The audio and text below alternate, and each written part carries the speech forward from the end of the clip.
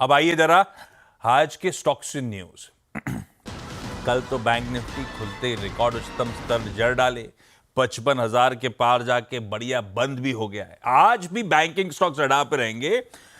दरअसल कल बाजार बंद होने के बाद शाम को regulator reserve bank of India ने liquidity coverage ratio LCR framework, LCR norms जो अमेंडेड हैं वो अनाउंस कर दिए।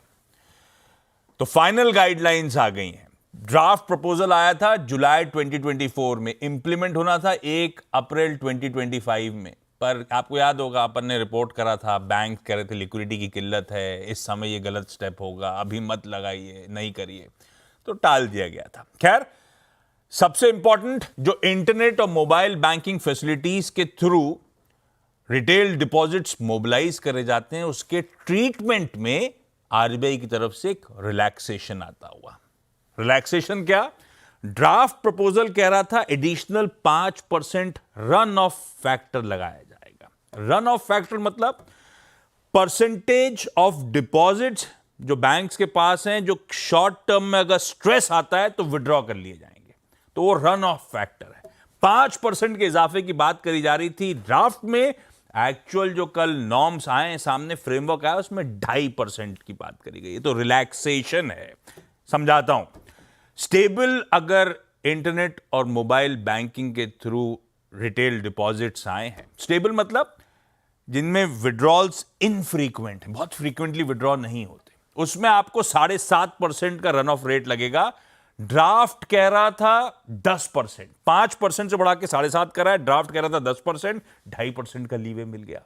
ऐसे ही जो लेस स्टेबल डिपॉजिट्स हैं, या मतलब बेसिकली जो प्रोन टू विड्रॉल है, उनमें कहा गया था कि 10% से बढ़ा के 15% कर देंगे ड्राफ्ट में। एक्चुअल नॉर्म 12.5% पे आए।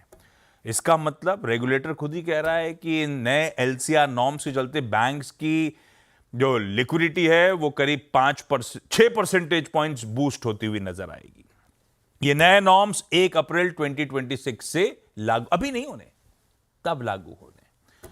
पर हां, आरबीआई के तमाम लिक्विडिटी बूस्ट करने के स्टेप्स, ये स्टेप्स, लिक्विडिटी पर्याप्त हुई तो थोड़ा सा ये बात ध्यान रखिएगा, जो दरों में कटौती का एंटिसिपेशन है उसकी फिर उतनी जरूरत ना पड़े, ये भी हो सकता है। लेकिन ठीक है, पॉजिटिव ढील है, वो पॉजिटिव है बैंकिंग एज अ स्पेस के लिए।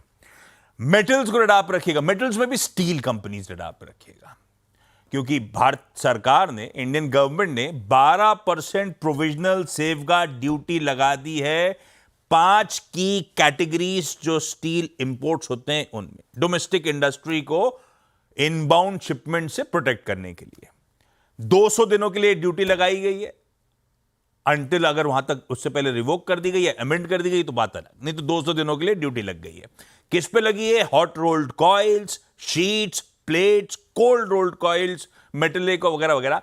तो आसान शब्दों में इसमें सब आ गए। जेएसडब्ल्यू स्टील आ गया, जेएसपीएल आ गया, सेल आ गया, जिंदल स्टेनलेस आ गया, जो सब स्टील कंपनीज हैं सब रडार पे आ गई।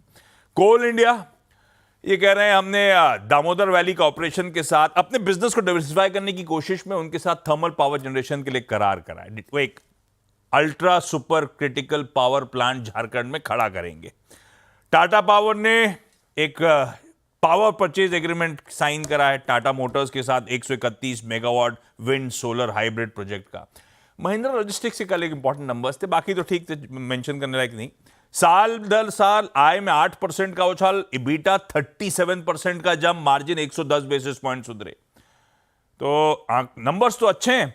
और महिंद्रा लॉजिस्टिक्स ने हेमंत सिक्का साहब को महिंद्रा ग्रुप से, महिंद्रा लॉजिस्टिक्स में उनको सीईओ बना दिया आपसे, ये अनाउंसमेंट भी साथ में आया था, तो इसको रडार पे रख लीजिएगा। खैर, बाकी सारी डिटेल्स यतिन जब जुड़ेंगे 8 बजे तो और डिटेल में अपन स्टॉक्स न्यूज कवर कर रहे होंगे।